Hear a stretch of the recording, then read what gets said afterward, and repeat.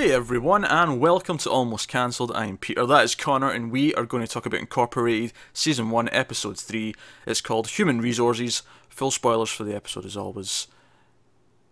I think this, I'm in a funny place with this show right now, where I think this was probably the best episode of the three. I think it very wisely used all of its time to advance all the plots for all the different characters that I can see sort of becoming important and intermingling later on. But I'm also not at a point yet where I really care about what's going on. It's kind of this weird thing where it's not doing anything wrong, but I'm not super invested yet either. It's this weird middle ground. I agree. Do you know what honestly didn't help? This being so soon after 3%. If this had been like 2 months ago, I think I'd be way more into it. Yeah, I think it being so close to a very similar show is going to hurt it. But it's not doing anything wrong either. It's actually, like I say, this episode used all of its time really wisely. I felt like we got a cool, caper with switching bodies and, espionage style stuff. The cool mirror things. Yeah, the cool sort of mirror hologram illusions, yeah. I thought Laura's plot was good for her character because it sort of sets up how, even though it may be like Ben's obviously infiltrated, but at the same time he still cares for her. You can see why he cares for her. There is still, she has compassion for other people. So it developed her character that way. Even Julian, I thought, who's the head of security, he's obviously a very stern. He's ready to torture people at the drop of a hat. But even him, in talking about the dead, I'll just call her prostitute. I don't know what else to call her, but the whole thing Elena's mixed up in for the executives. When he talks about her being dead, there's even some if not compassion, at least like pity. A pity with a bit of understanding. Yeah. He sort of he almost looked down on Ben for thinking Ben couldn't understand their plight, and we know differently, of course, from the flashbacks and what he's really doing. But it gave him an extra dimension that made me even think, oh, maybe one day down the line he's going to have a chance to catch him and turn him in. But he might make the choice not to. They've planted the seed that I'll buy. That he can be it won't convinced. just be a out of left field kind of thing if they do it. Yeah. So, no, I thought it used all of its time wisely, and there was no, the cage fighting last week was a little bit. Wasn't feeling that last week so much. And then Roger, I actually kind of enjoyed his plot. He of course had the device from Ben from last week, and he went into the red zone to try and unlock it, because obviously Ben's got encryption on it and self-destruct sequences and all sorts, and he had a nice little plot where he's trying to get the key to unlock it, which leads the hacker basically trying to teach him a lesson by forcing him to catch a rat and then eat it, to sort of make him feel the desperation that they feel out there. Yeah. And it was showing just how desperate the suits are, just in a different way. If you put them in the same situation, they'll do the exact same things. Yeah, it's just what they want as their goal isn't just food, it's something else. Yeah. But they still have the same feelings as those out in the red zone. Yeah. So I thought this episode did a lot of great things. And also, I'm loving the whole idea of an NDA being used to wipe someone's memory. I think that's a very smart, because we talk about that all the time. Maybe not, your average Joe might not talk about it all the time, but if you consume a lot of media, especially if you talk about video games and movies, and you talk about reviews a lot, the phrase NDA comes up quite a bit. I think it's quite a fun little thing to turn that into something so sinister as. Yeah, because it is such a standardized thing. I've signed my own fair share of them, and it is just something that you do, and they are just so common that it almost feels scarier by using something just so commonplace for it. Because I don't think the message here is that NDAs are bad, because they're not. They're just, don't talk about our product or whatever it is to people before you're meant to. But it's the idea that it takes something and turns it up to 11. This is what will happen to you. This is what, this means now, kind of thing. And it does make it scarier because it is something we can kind of relate to in a weird way. But, so we had the espionage plot, and Ben, whilst trying to find out if the dead prostitute was Elena, comes up with this idea to try and make himself look good for the promotion by having this whole, this woman from the rival company, Inazagi, wants to defect, but of course her company has got a kill switch on her. They've got all this in place, so they have this plan with switching the bodies and all that, and it leads to some exciting sort of espionage stuff. But they're on a timer. We've mentioned the illusions and all that, and all that. I mean, that gives it a sort of fun action sort of plot. That said, so you know when they're going down the elevator. Yes. And they're going, oh, we got 17 seconds. Were you timing it? Were you like 17 no, seconds? No, that's not a problem. I'm like, Okay. all right, fine. Okay. Take a bit of extra time, TV leniency, whatever. Yeah, sure. But I do not buy they all got to the bottom they went down the stairs and got there before them. No, I'm sorry. Especially in these futuristic super lifts. Yeah, because that was quick. That was pretty quick, yeah. And I'm not having any of it. Actually, maybe they just took another elevator. But they still would have left after him. Because they're all stood there as he gets in. I agree, there's still like a... there would still be like, at least like at the very least a 15-second head start. Like they should still be behind him. But at the very least, I will argue that there will be a second elevator. Because a building like this wouldn't just have one. Okay, I'll concede to that. Because you specifically said went down the stairs. I don't think they went down the stairs. All right, no, I'll concede. Admittedly, it had the elevator doors opened and they were like, I would have bought it. Sprinted down, yeah. I would have bought it, but nah, I think. But they still shouldn't have been there before him. Oh, that's fair. That's a fair little plot hole. By the way, Klein from Killjoy showed up early on this episode. SyFy like to reuse their cast members among shows. Hey, why not? I think they just have them all on retainer. Do you know what's funny though? See when he showed up, though, it felt just like it was Klein. It was like he was still in character because he was basically the same guy. It was weird. Yeah. Oh dear. But no, so we had that side of things, which of course resulted in. Now, obviously, we knew it wasn't really Elena, even though he finds the ring, because there's no way she's dead 3 episodes in. Yeah. But he takes it to Theo, and Theo's DNA triggers this hologram message to play. Which is pretty cool. Pretty cool. And we find out, no, she gave it to this other girl to escape so that she could come deliver the message, which obviously she died trying, but it still found her way to them. And this gives them the knowledge. No. Not only is she still alive, it gives them higher stakes now, because it's not just about rescuing her from this life of prostitution, it's about, when this is over, they will wipe her memory and she won't even know who they are. Effectively, it's not quite killing, but it's 2 steps away from it. Yeah, and you could argue it's kind of a worse fate because for everyone who's around her, like Theo, he has to know that she's alive and sure she's okay, but he'll have no memories with her. Yeah, what did you think of the flashbacks?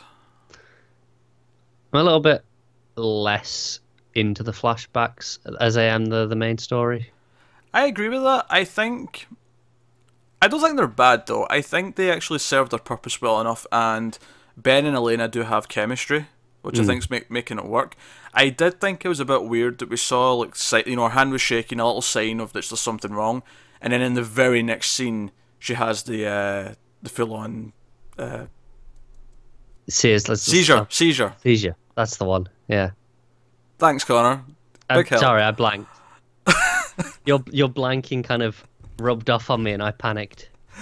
Yeah, well, in the very next scene, she has a full-on seizure. I thought it was a bit weird how we see the first sign, and then in the very next scene, we see the full effect of it. It was a little bit rushed in that sense. But. My problem with the flashbacks, like you said, they serve their purpose, but that's kind of all they do.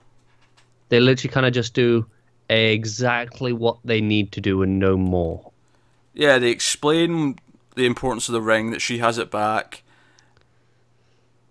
and a little bit of backstory, and obviously emotional wise it's there, but it doesn't feel emotionally investing on its own. Yeah, it doesn't feel like I'm getting any sort of story out of it other than the information. Whereas like there's exciting stuff going on in the present, even with exposition stuff happening, it's exciting. Whereas a lot of the flashback is just kind of, here's stuff you'll need to know, or here's a little bit of character development because it's important, but it's not really relevant to right now. I think we'll call them average. We'll call them mediocre. because we've seen much worse flashbacks in TV that serve even less purpose. And Every bloody week.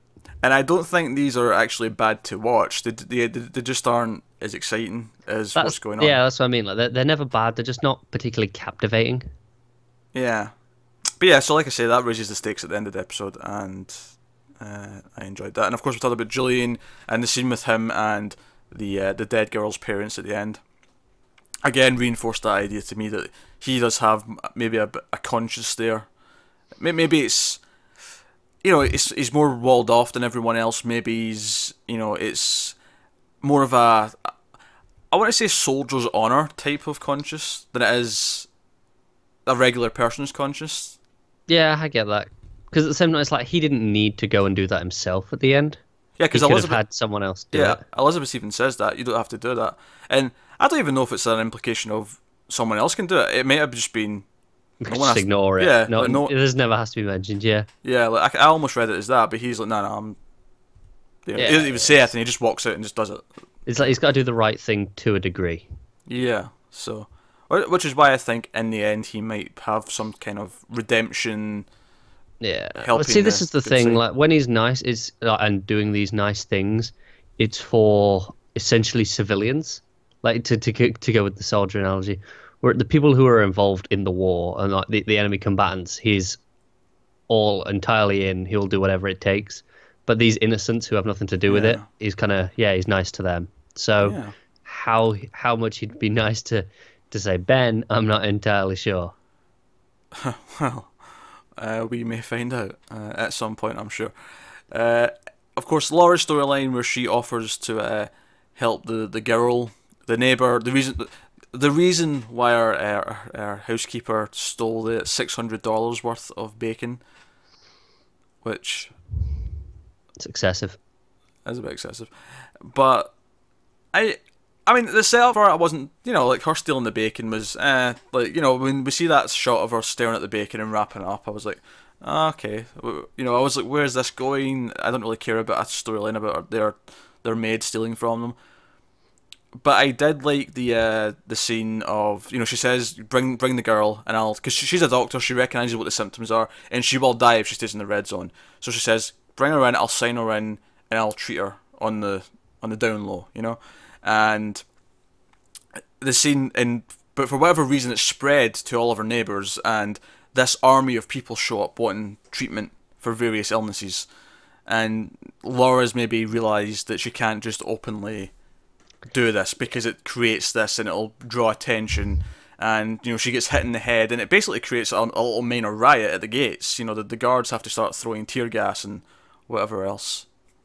Yeah, it's this whole thing where you can't just be generous to one person, you know. You gotta be picky, like either be really picky and stick within the green, abide by the rules, or you have to kind of go wider and not just go, oh, you can get special treatment because I said so. Yeah, well, I think, like I say, that lesson will be a journey for her and Ben where they realise they kind of have similar... You know, like, I can see her being shocked and appalled when she finds out his real motivations for things. But at the same time, his ultimate goal of, like, helping or whatever... If that even is Ben's goal, like, it might just be purely selfish. It might just be, I want Elena back. Well, that's the thing. I was just thinking, like, it parallels that quite nicely there, where he thinks he's just doing it for the one person, but the idea is, clearly, you help one person and you have all this other stuff. You can't be just that picky. So maybe he's going to have to do more for everyone else, essentially. Become like an actual hero, almost. Well, it's funny, because at the end of the episode, he comes in, and this is when he still thinks Elena's dead, and they were trying to make an appointment, I think, for arranging the baby or something like that. I can't remember what the appointment was for. It was the start of the episode. But so it was something to do with the baby, yeah. And he comes in and sits there like, look, I don't have to go in this day. We can make the appointment for Wednesday. And they have this sort of embracing moment on the couch. And I was wondering, like, is this almost like, we're talking about how they're both polar opposites in the sense of this wanting to help one person and realising they can't, and, like, is this how they're going to kind of complete each other as a marriage? Like, do they actually fill each other out in this way? Yeah, it makes sense. Which maybe makes it a little bit more compelling later on when if we do get Elena back, then what happens then? Do we get a love triangle? Do we care about both pairings equally? You know, do they? Do both women offer something different to him that maybe he didn't even realize to begin with? You know, like, I don't know. I think it's interesting. Yeah, it's the sort of thing where it's presenting a lot of questions and ideas at the minute, and it's just kind of a waiting game to see if it delivers on them at this point. Of course, one more thing we have to mention is the reason why the woman from Inazagi wants to leave is because she's pregnant, and her company in her sector, because obviously these companies rule all the green zones, that's like all under control from them. They're a lot more, shall I say, fascist of the way they rule things. And we see this cartoon, they show the children at the start, basically training the kids to rat out their parents if they say anything remotely against the company. Yeah, it's a proper totalitarian state. Yeah, they're turning the kids into their own personal SS. Pretty much. It's kind of dark, which is all the more better where it comes from a cartoon. Yeah, it's just because you're watching it and you see her like watching all the kids watching this cartoon, and obviously at the start of the episode we're not really sure why or what, we don't know who this is at the start of the episode. It's not until she comes into the other scenes that we get an idea of who it is and all that stuff. But no, I think that was definitely worth mentioning. It's like as bad as Spigra seems to be, because it is very, we are the rich and they are the poor, and this is the evil we're trying to thwart. There's actually worse companies. They aren't even the worst. They aren't the... Well, yeah, like, obviously, they poisoned her as, like, a fail-safe, that in case anything went wrong. Yeah, she had a kill switch, so she couldn't talk to anyone or defect, or... Yeah, I mean, Spiegel haven't been doing that as far as we know. I mean, they might well be, but they seem to be pretty over the line, even for them. Yeah, I mean, like, Spigra, by comparison, like, yeah, sure, they torture if they think you're, a terrorist or a But this defector. was for someone that, for all they had good reason to think of, was on their side and had done nothing wrong. Yeah, so I even wonder if at some point we'll see Elizabeth, like, use Spigra as, like, a better power. Like, sometimes the evil is better than the greater evil out there, like, if there's worse places. It's also worth mentioning, of course, is that Inazagi, at least rumoured to have technology that will actually start growing crops again in desert land, because they mentioned they've been buying up places like Spain and France that are all completely worthless. I think they mentioned South Africa as well. Like said, which would be an interesting development, because it should theoretically change the entire dynamic of the world if they can grow crops everywhere again, because that's the reason why the world's the way it is.